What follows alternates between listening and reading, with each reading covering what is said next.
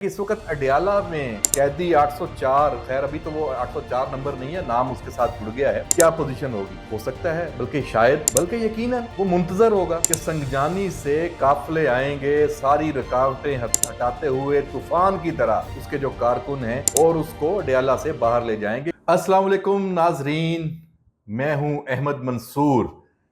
8 सितंबर का जलसा हो गया था कि ये जलसा होना है।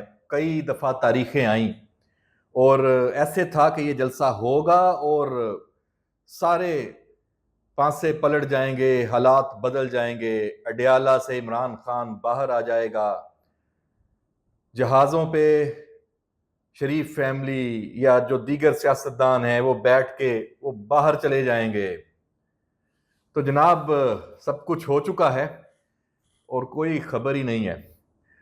जलसे की खबर कवरेज जो हुई रूटीन में, जैसे जलसे होते हैं वैसे हुआ, और उस जलसे में जो कुछ हुआ उसकी हम आपको तफसील भी बताते हैं और उसका भी कुछ तज्जिया लेते हैं। लेकिन एक ये भी जायजा लेते हैं कि इस वक्त अडयाला में कैदी 804, खैर अभी तो वो 804 नंबर नहीं है, नाम उसके साथ जुड़ गया है।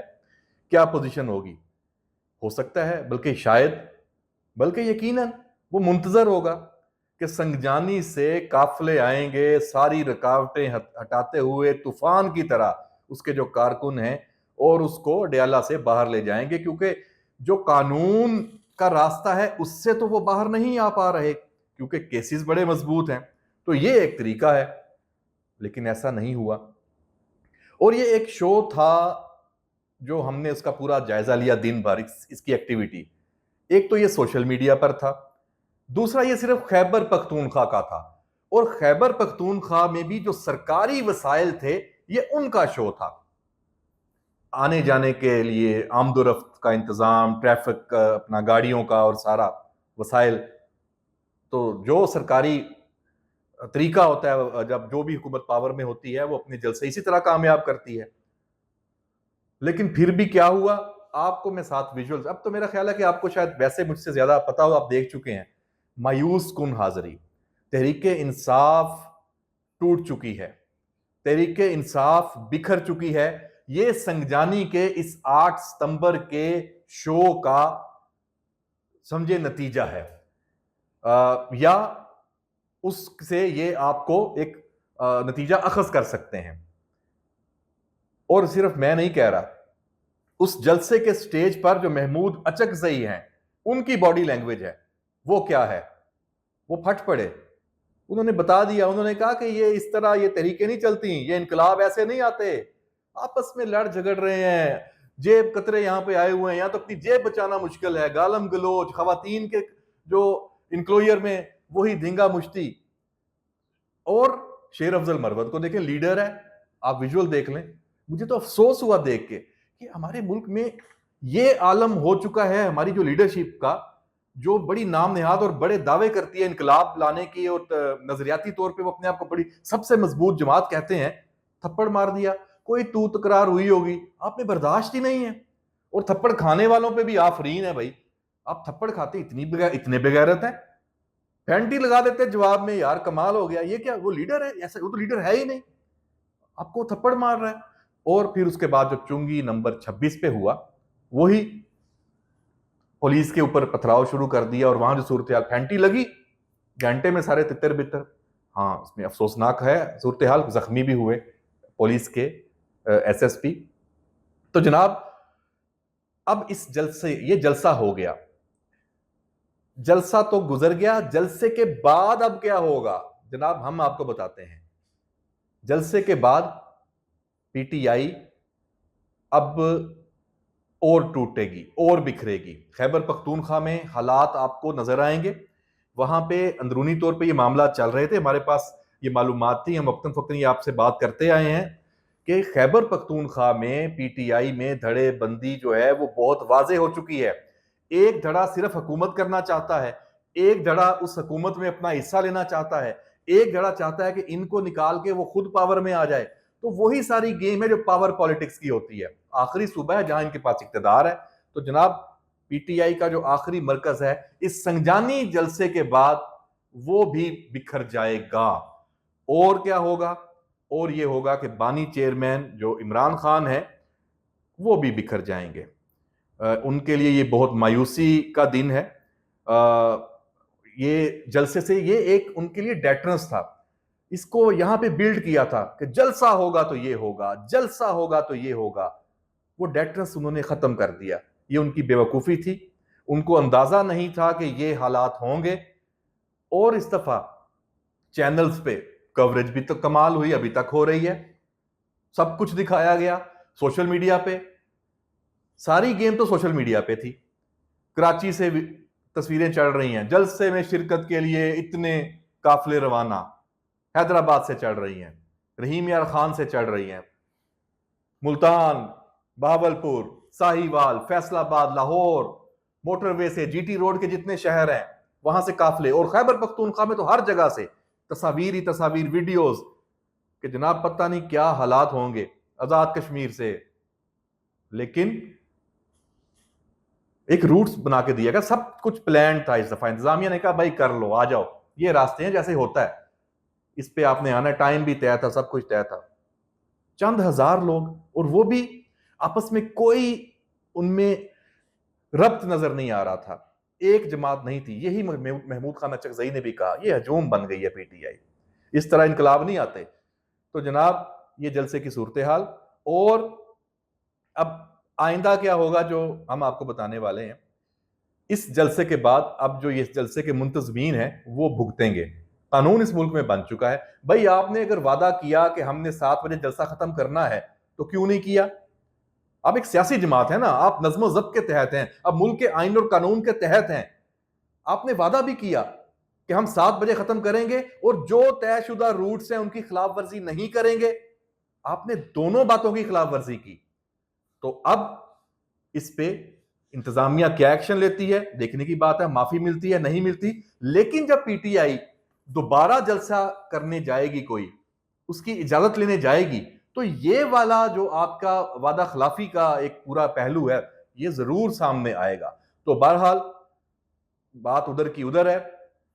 ना इमरान खान बाहर आ रहा है, ना इमरान खान के केसेस किसी जलसे से खत्म होने वाले हैं, वो आइन और कानून के मुताबिक होंगे, उसको जवाबदेह होना पड़ेगा। और जो 9 मई का मामला है और जो फैज हमीद के कोर्ट मार्शल का मामला है, उसका अब उसे और ज्यादा भुगतना होगा। ये टेस्ट केस था कि शायद अब बहुत बड़ी स्ट्रीट पावर है और पता नहीं किस मुल्क में क्यामत आ जाएगी। तो जनाब पता चल गया कि इमरान खान की कहानी खत्म है। लोग अब उसके साथ उस तरह सोशल मीडिया पे हैं। वो कहां से हैं वो आपको भी पता है, उसके पीछे क्या चीजें हैं। अमलन कोई पार्टी इस वक्त मौजूद नहीं है। और अब कोर्ट मार्शल की कार्रवाई अगर इमरान खान के खिलाफ होती है, संजानी जलसे के बाद कोई रद्द अमल नहीं आएगा, ये तय हो गया है। तो ये इमरान खान के लिए, बुशरा बीबी के लिए, जनरल फैज के लिए और उन तमाम लोगों के लिए जिन्होंने इस मुल्क में ये साजिशें रचाई थी, ये फैसले किए थे कि हम पावर में हैं और हम ये करेंगे और हम कितने साल हर साल तक हुक्मरान बने रहेंगे, अपने मुखालफिन को हम सियासत का हक भी नहीं देंगे। तो आज वो अपने किए की सजा भुगत रहे हैं। संजानी जलसे के बाद अब अगर इमरान खान का जो कोर्ट मार्शल शुरू होता है और फौजी अदालत में उसका केस जाता है तो बड़ी परेशान कुन सूरत हाल होगी, उसके लिए भी, उसकी पार्टी के लिए भी। क्योंकि रद्द अमल तो अब नहीं आएगा, खत्म होगी कहानी। जब 9 मई को नहीं आया था उसको ये भुगत रहे हैं, संजानी जलसे ने तो बिल्कुल ही कहानी वाड़ दी है। तो बहरहाल जी, एक और बात जो इसी से जुड़ी है उस पर मैं ये कहता हूं कि ये चीजें तो बहुत अरसे से थी। यही इजराइल और इमरान खान का जो एक ताल्लुक और उसको यहां पे लॉन्च किया गया था, वो आश्कारी चीजें पहले भी होती रही हैं। लेकिन अभी एक आर्टिकल इजरायली अखबार में वो इसकी वजह बना है। लेकिन बहस बहुत ज्यादा, मैं समझता हूं कि इमरान जो पीटीआई का जलसा था उससे भी कहीं ज्यादा इस वक्त मुल्क में बहस ये हो रही है कि इमरान खान और इसराइल की जो प्लानिंग थी पाकिस्तान पे कंट्रोल करने की और पाकिस्तान के जरिए जो उम्मत मुसलमान को इसराइल के करीब करने की, और बजरिया इमरान खान की, जारी बात है अगर पाकिस्तान और इमरान खान उसका हुक्मरान होता और आगे आता और ये इजराइल के साथ ताल्लुकात अच्छे करने के लिए सऊदी अरब, यूएई, बाकियों के भी ऊपर भी प्रेशर पड़ता, एक लॉबिंग होती, तो ये बहुत बड़ी गेम। अच्छा, अभी भी वो इसी पे ही कारबंद है कि अब वो इस हद तक आ गए हैं कि पाकिस्तान पे प्रेशर हो, और ये प्रेशर आएगा, क्योंकि ये मामूली बात नहीं है। जब ये साजिश इतनी बड़ी है और ये खुल भी चुकी है, तो अब वो अपना प्रेशर हर तरह से होगा पाकिस्तान के ऊपर, इन तमाम कुव्वतों का। एक पावरफुल लॉबी है, इन गोल्ड स्मिथ जो प्रोजेक्ट है उनकी। और अब तो नजम शेट्टी का जो ये एक आर्टिकल आया, सॉरी प्रोग्राम है समा टीवी पे, उसने, और नजम शेट्टी जब भी कोई बात करते हैं तो फिर पूरी दलील से उन्होंने, अब खबरें तो सबके पास थी, उन्होंने जो तज्जिया किया है, उन्होंने उनके कुछ अल्फाज, कुछ लाइनें, उन्होंने ये कहा कि असल हकायक क्या हैं। उन्होंने कहा कि अमेरिकन जो सियासी जमात है, डेमोक्रेट्स, उनकी कोशिश है कि सऊदी अरब और इजराइल के मसाइल को हल किया जाए। अमेरिका की दो अहम कोशिशें हैं, पहली सऊदी अरब और इजराइल ताल्लुकात को नॉर्मलाइज करना ताकि नए रास्ते खुल सकें, और दूसरी इजराइल को जंग खत्म करने और गजा से फौज वापस बुलाने पर कायल करना ताकि अमन कायम हो सके। जब ये दोनों इकदाम हो जाएंगे तो पाकिस्तान पर दबाव बढ़ेगा कि इमरान खान को रिहा किया जाए। और इसी हवाले से नजम सेठी ने यह भी बताया है, उनका तज्जिया है, और उनकी कुछ मालूमात भी होंगी यकीनन, कि नेतन्याहू जो है वो बहुत गलत किस्म का आदमी है जो झूठे वादे करता है।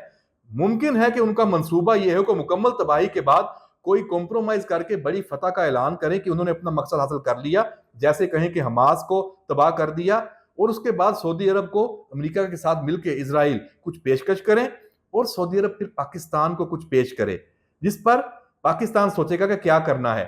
और वो ये समझते हैं कि सिवाय इमरान खान के ये और कोई नहीं कर सकता। तो उनका जो ये एक बिगर एक प्लान है पूरा, उसमें पाकिस्तान मैटर करता है, और पाकिस्तान में उनके लिए इमरान खान मैटर करता है। तो व्यूअर्स, ये ऐसी सूरत हाल है कि जिस पे अब सबको सोचना है। मैं समझता हूं कि सिर्फ बहस और मुबासे की बात नहीं, बहुत बड़े इल्जामात हैं। जब इतनी बड़ी एक साजिश आप समझते हैं कि हो रही है, तो फिर पाकिस्तान में आप जो वो ये हुक्मरान है, वो साबिक हुक्मरान, वो इस वक्त कैद भी है, उसके खिलाफ और केसेस भी हैं, तो ये वाले मामला भी सामने आ गए हैं। तो इस पे तहकीकात हो हर लेवल पे, हर बड़े सतह पे, वो फिर उसका रास्ता रोका जाए। जब आपको पता चल गया कि वो एजेंट है, उसको इन इन मकासद के लिए यहां पे परवान चढ़ाया गया, जहन साजी की गई, लंबी एक तवील तारीख है, आज हमारी जो नौजवान नस्ल को उस तरफ माइल किया गया, ये ऐसे ही है। तो उसके लिए उतनी ही फिर मेहनत दरकार होगी जितनी उन ताकतों ने की। उनके पास सब कुछ था, सोशल मीडिया उनके कंट्रोल में था, बयानियां बनाना उनके कंट्रोल में था। तो इसलिए अगर हम कहें जी कि ये इमरान खान के साथ जो लोग आ गए हैं, तो भाई जब सारी आलमी ताकतें उसको बनाने के लिए लगी हुई थी, और पूरा जो यहूदी और गोल्डस्मिथ नेटवर्क था, उनका पैसा था, वसाइल थे, सेहूनी कुव्वतें थी, तो होना ये इस तरह तो और भी मुल्कों में माजी में तारीख गवाह है कि ये हुआ है। तो इसलिए यहां भी हो गया। तो अब जब आपको पता चल गया है, तो हुकूमत वक्त उसकी ये जिम्मेदारी है। ठीक है, बात कर रहे हैं इस बात को, वो ऐसे सिर्फ बयानात की हद तक नहीं है, इस पे कोई अमली काम भी होना चाहिए, और इसके ऊपर तहकीकात और पाबंदी लगने के ऊपर बात होनी चाहिए। हाँ, अगर ये सिर्फ इल्जामात हैं, तो फिर इल्जाम तराशी ना करें, फिर कहें कि ये इल्जाम गलत है, उसको मौका मिलेगा। लेकिन अगर इमरान खान का ये साबित होता है इजराइल के साथ, आप इसको एस्टैब्लिश हो जाता है, और माजी की चीजें भी सामने हैं सारी, आप कड़ी से कड़ी मिलाएं। जरूरी नहीं होता कि आपके पास एविडेंस ऐसे होंगे कोई मुंह से बोल रहा हो। इस तरह के मामला में आपको कड़ी से कड़ी मिलानी पड़ती है। जब साबित हो जाता है तो फिर फुल स्टॉप लगाएं, मक्खू ठप्पे पक्का, इससे कम की गुंजाइश नहीं है। संज्ञानी जलसा फेल होने के बाद तो आपको इस बात का भी खौफ नहीं होना चाहिए कि एक जो कल्ट पैदा हुआ था, वो पता नहीं इस मुल्क में क्या फसाद और इंतशार आ जाए। तो जनाब, जिन कुव्वतों ने 9 मई के बाद से पाकिस्तान में प्लानिंग्स की हैं, मैं समझता हूं उनको भी क्रेडिट जाता है कि उन्होंने इस कल्ट का जो एक ताकत थी उसको खत्म करने में वो बहुत हद तक कामयाब हो गए हैं। मैं नाम नहीं लेना चाहता, एक नई फिर कंट्रोवर्सी बनती है। आप भी जानते हैं मैं किन की बात कर रहा हूं, और वो पाकिस्तान को बचाने के लिए जिस तरह लगे हुए हैं, पाकिस्तान में एक जो निज़ाम हुकूमत है उसको बेहतर बनाने के लिए, पाकिस्तान में जो तमाम इदारों के अंदर आपस में एक हम आहंगी है उसको बेहतर बनाने के लिए, रियासत को एक कामयाब रियासत, खुशहाल रियासत की तरफ लेके जाने के लिए, अवाम को इस एक मायूसी से निकालने के लिए जिस तरह वो लगे हुए हैं, संगजानी जलसे की जो नाकामी है, मैं समझता हूं ये साबित करता है कि वो सही ट्रैक पे हैं। हमारे ये तमाम जो इस वक्त कुव्वतें हैं, मैं नाम नहीं लेता, आप समझ गए हैं मैं किन की बात कर रहा हूं, तो उनको सलाम है। इजाजत दीजिए, अल्लाह हाफिज।